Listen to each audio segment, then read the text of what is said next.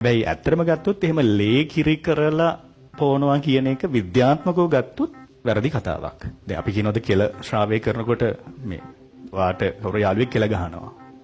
වා කියනවාද යාළුවා ලේ කෙල කරලා මට ගැහුවා කියලා. පූර්ව පිටියුටරිය උත්තේජනය වෙලා ප්‍රෝලැක්ටින් කියන හෝමෝනේ ශ්‍රාවය කරනවා. ඒ ප්‍රෝලැක්ටින් ළමයි ශීරග්‍රන්ථි මත ක්‍රියාත්මක වෙලා ශීරය නිෂ්පාදනය සහ ඒ ශීරග්‍රන්ථි ඇතුලේ තියෙන කුහරයට ඒක ශ්‍රාවය කිරීම උත්තේජනය කරනවා.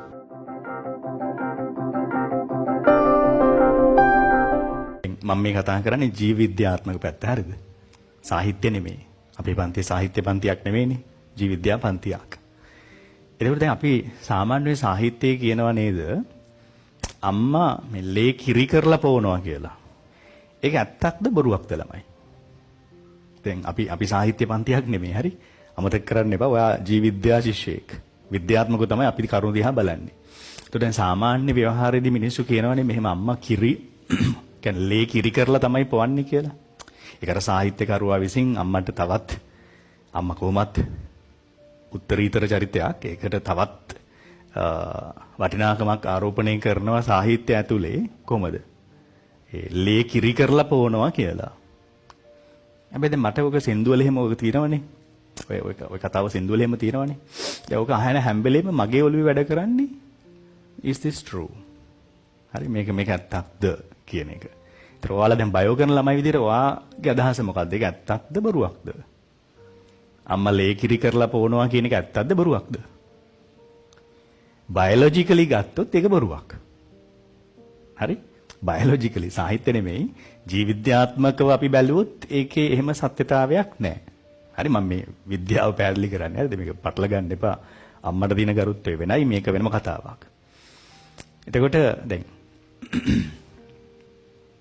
අපේ දේහේ විවිධ ග්‍රන්ථි තියෙනවානේ. කේට ග්‍රන්ථි වලින් කේටේ ශ්‍රාවය කරනවා. නේ? ස්වේද ග්‍රන්ථි වලින් ස්වේදේ ශ්‍රාවය කරනවා.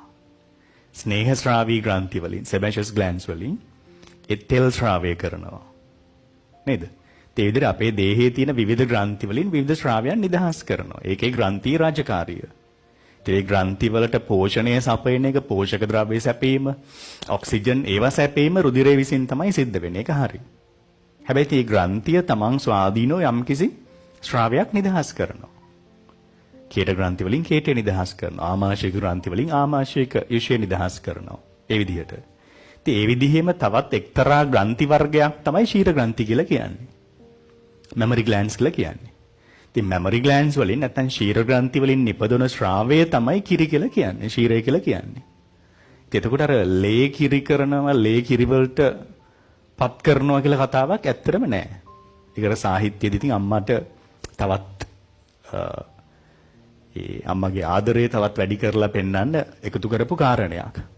හරිද? හැබැයි මෙහෙම දැන් එතනදී දැන් දරුවා අඬනකොට ඒ වගේ උත්තේජන හින්දා කිරි ශ්‍රාවය උත්තේජනය වෙනවා. කිරි නිෂ්පාදනය සහ කිරි ශ්‍රාවය උත්තේජන වෙනවා. එහෙම දේවල් තියෙනවා.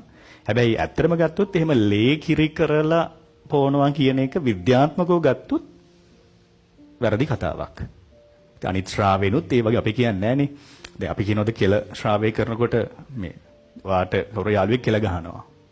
වා කියනවාද යාළුවා ලේ කෙල කරලා මට ගැහුවා කියලා. ලේ කෙල කරලා ගැහුවා කියන්නේ නැහනේ. අපි මේකෙදි විතරක් කියනවා ලේ කිරි කරලා පොවනවා කියලා. ඒක හරියනේ සාහිත්‍යයත් එක්ක ඕකේ but biologically scientifically ගත්තොත් ඒක මිත්‍යාවක්. එහෙම එකක් නැහැ. අපේ දේහේ විවිධ ග්‍රන්ථි තියෙනවා. ඒ වලින් විවිධ ශ්‍රාවයන් නිදහස් කරනවා. මේකත් ඒ වගේ ශීර ග්‍රන්ථි කියන ග්‍රන්ථි වලින් නිදහස් කරන ශ්‍රාවය තමයි කිරි කියලා කියන්නේ. හරිද?